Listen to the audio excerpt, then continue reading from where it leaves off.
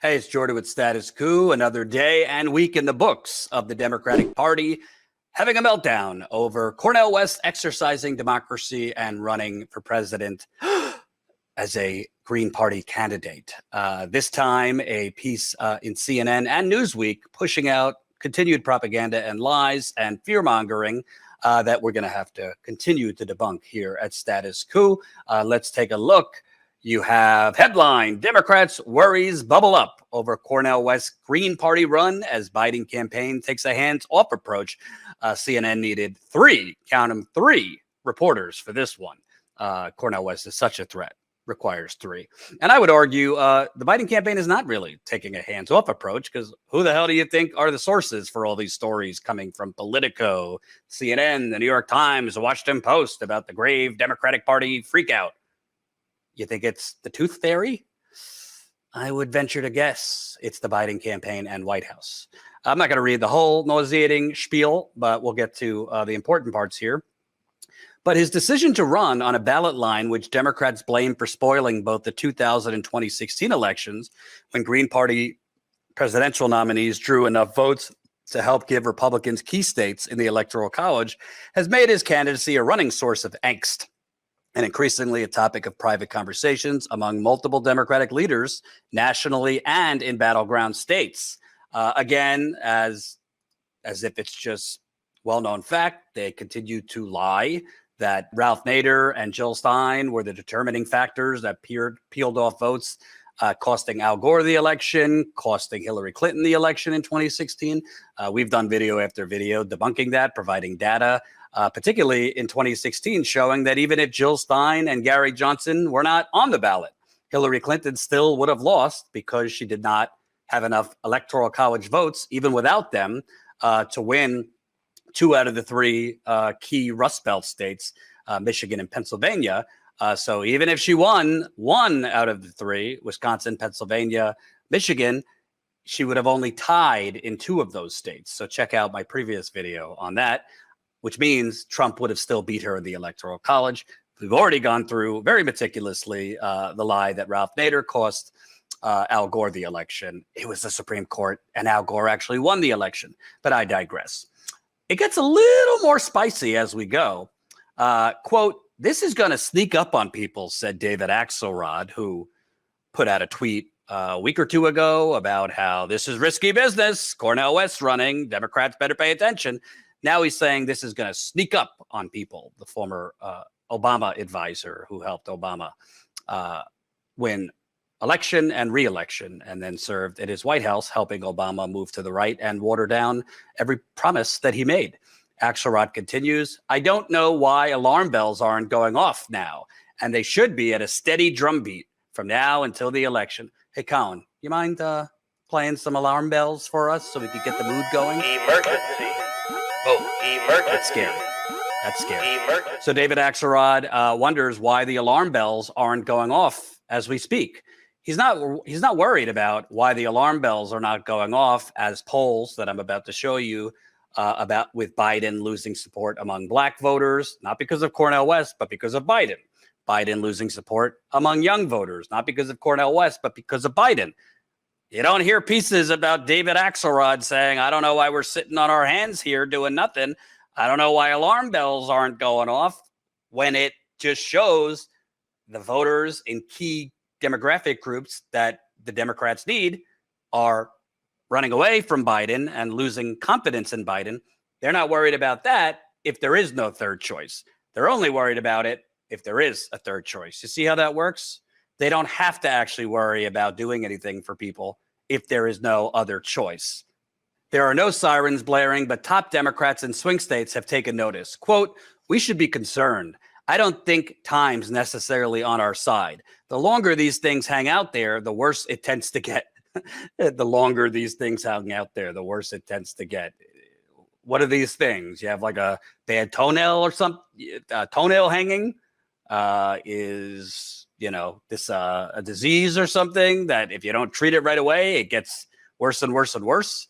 What is he talking about with The longer these things, i.e. more choices, more democracy, hang out, the worse it gets for the aristocracy and the United Corporations of America, said Pennsylvania Lieutenant Governor Austin Davis, who acknowledged that the conversations about West has so far been more among insiders than voters. Quote, "We should try to deal with it rather quickly if we can." Whoa. So let's get this straight. He's comparing Cornel West somehow to some like disease. The longer these things hang out there, the worse it tends to get. We should try to deal with it rather quickly if we can. How are we going to deal with it? By pressuring President Biden to implement executive action power to deliver more bold policy wins for Black voters that are losing support in him and in polls are showing less support, for younger voters who in polls are showing less support. Is that what you mean? Let's deal with it. Biden making bold pledges on minimum wage if he's reelected, on a public option or going further if he's reelected, on doing something real on the climate crisis if he's reelected. You're talking about that. That's how we deal with it. And actually, with these bold pledges saying we are not going to listen to the parliamentarian.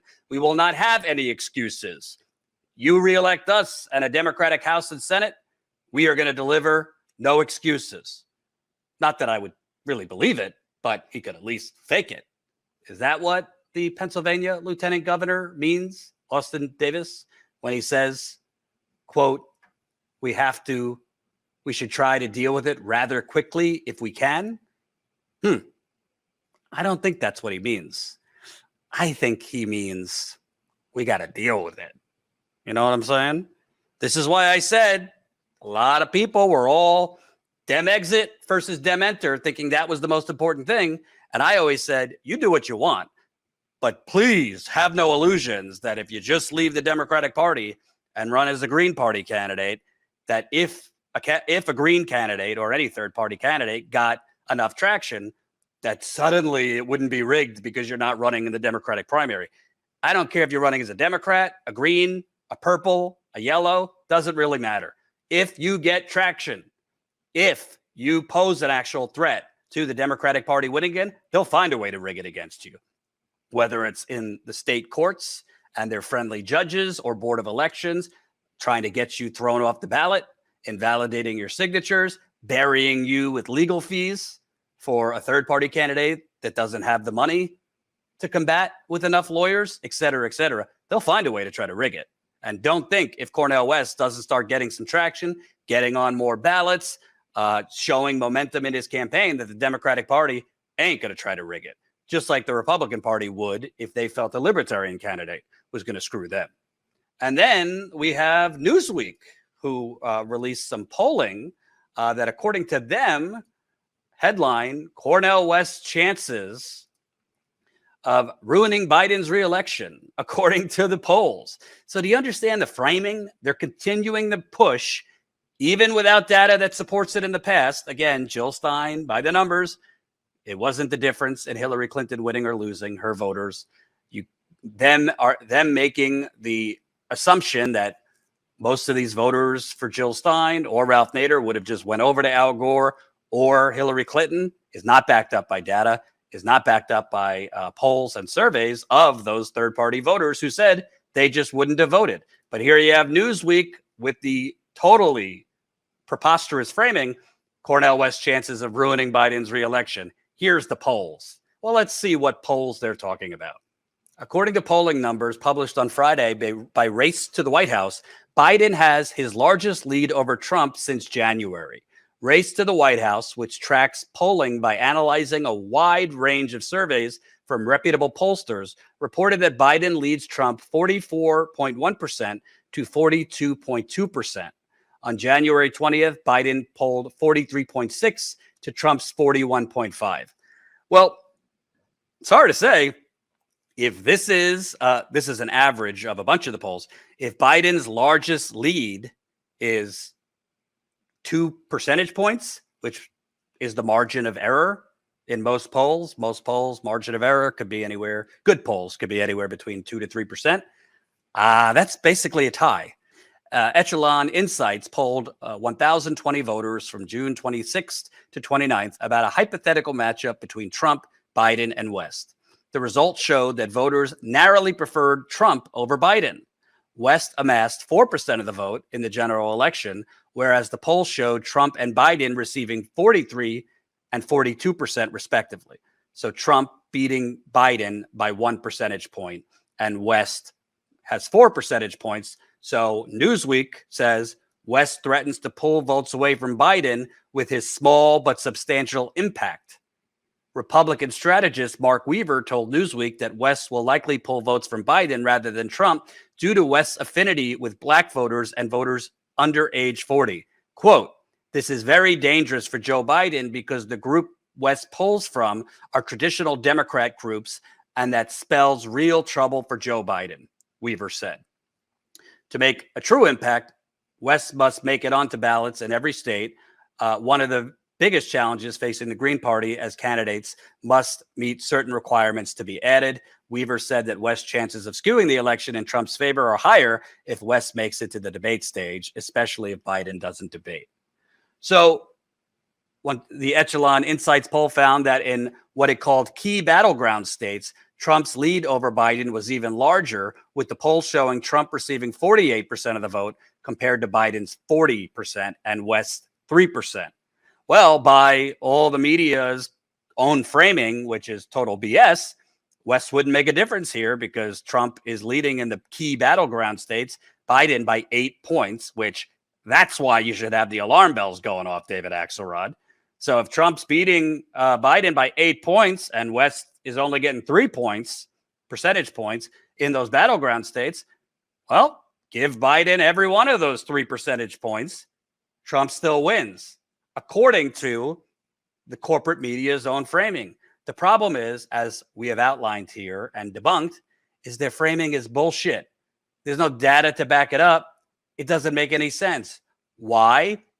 Because if you have Trump beating Biden right now by 1 percentage point, 43 to 42, and West at 4 percentage point, well, they're just assuming, even though the trends in 2000 and 2016 don't support this, that the majority of that 4% of West support, if he wasn't in the race, would go to Biden. Thus, Biden takes the lead by taking those votes back. But if you look at what a West coalition might be, yeah, it would be, a lot of black voters, but probably younger black voters, just like Bernie Sanders did better than the establishment Democratic candidates with black voters under 40. Also young voters, white, black, Latino, indigenous, matches Bernie Sanders coalition.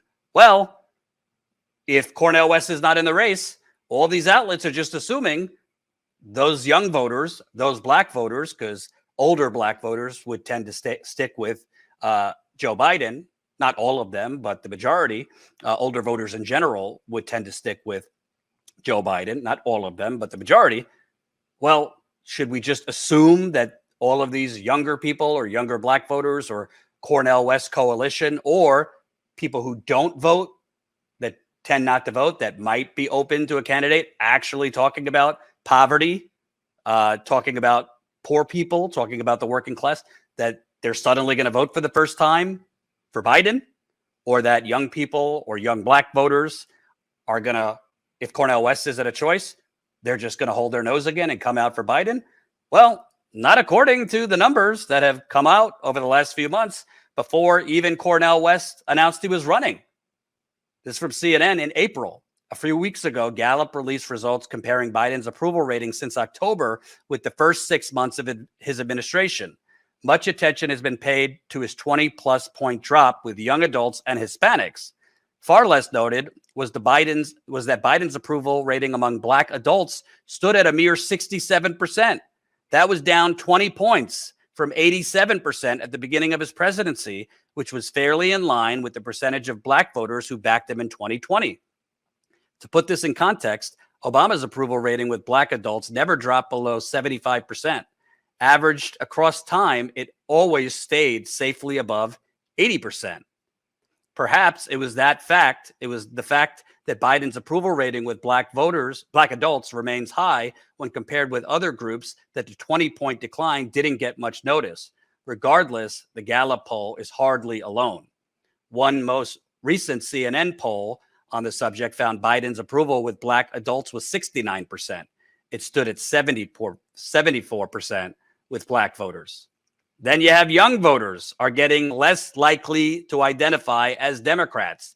Spells trouble for Biden. This is last week. Biden's Gen Z whisperer has a warning for the president. Get going on addressing youth enthusiasm now, or it may be too late.